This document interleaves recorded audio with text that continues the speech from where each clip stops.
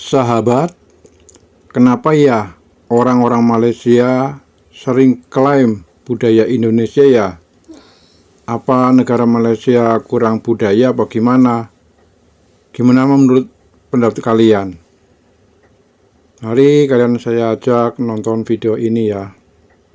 Nah, kalian udah tahu belum kalau budaya sarapan pagi sudah diklaim Malaysia dan diakui oleh UNESCO sebagai salah satu warisan tak benda yang berasal dari Malaysia pada Desember 2024. Gak habis pikir ya, tapi gak apa-apa, gue ucapin selamat buat negara jiran kita, Malaysia, yang sudah berhasil mengklaim budaya sarapan pagi ini. Nah, ini dia penjelasannya. Untuk makluman negara-negara jiran, mulai esok 6 Disember 2024, kami rakyat Malaysia tidak lagi guna frasa jom pergi sarapan. Tidak, kami dah tukar kepada jom semarakkan warisan bangsa. Sebab UNESCO telah silakan teman-teman ketawa ya. Sarapan kita sebagai warisan budaya tidak ketara. Jadi adakah kita boleh buat langkah yang sama? Tak kala UNESCO iktiraf batik Indonesia, ada yang melarang kita mendakap batik kerana kononnya batik milik mereka. Budaya sarapan Malaysia kian hari kian rajin mengklaim kebudayaan Indonesia. Dari seni tari, lagu-lagu daerah, pakaian, bahkan sampai makanan khas pun diembatnya. Yang paling menghebohkan adalah klaim Regu Ponorogo yang bahkan telah dipentaskan bertaraf internasional tanpa rasa malu diklaim oleh Malaysia. Bahkan, jika kalian tanya rendang ke penduduk Malaysia, maka mereka akan mengklaimnya. Kenapa bisa begitu? Apa alasannya? Secara histori, Malaysia adalah negara serumpun Melayu dengan Indonesia. Perbedaan yang sangat tipis membuat Malaysia kesulitan mencari identitas bangsanya sendiri. Kita bisa katakan jika Malaysia memang sedang dilanda krisis identitas karena tidak ada perbedaan signifikan dengan budaya asli Indonesia. Banyaknya TKI yang di Malaysia juga membuatnya memandang rendah Indonesia. Ditambah dari segi pemerintahan Indonesia yang terkesan menutup mata dengan masalah ini.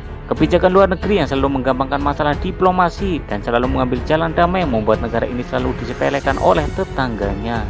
Lagi-lagi budaya Indonesia ini diklaim oleh Malaysia guys. Kembali lagi kebudayaan Indonesia terpaksa menghadapi klaim dari Malaysia. Yang mana klaim kali ini muncul ketika seorang perwakilan Malaysia dalam ajang kecantikan internasional Miss Cosmo 2024. Yang mana perwakilan Malaysia ini mengenakan pakaian yang sangat amat mencolok. Yang disebut itu adalah pakaian nasional dari negara Malaysia guys. Padahal pakaian tersebut rupanya merupakan baju adat Minangkabau yang berasal dari Sumatera Barat Indonesia. Minangkabau from Negeri Sembilan, Malaysia.